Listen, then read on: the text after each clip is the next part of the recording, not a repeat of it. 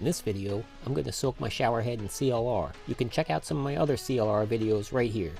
I'm just going to unscrew it, and there we go.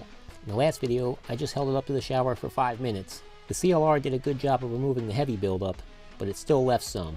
This was a really bad case due to extremely hard water. So now I'm going to let it soak in a small container of full-strength CLR. I'm probably using about 12 to 16 ounces here.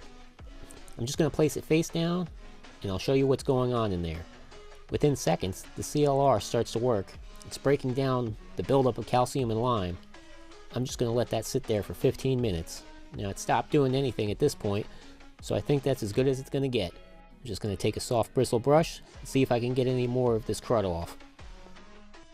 Then I'm going to rinse it off with some cold water, and I'm just drying it off with a paper towel. This shower head is God knows how old, but CLR did a great job cleaning it up. I'm just going to reattach it and cycle through the settings. Considering it was spraying on the wall before the CLR, I'll chalk this up to a win.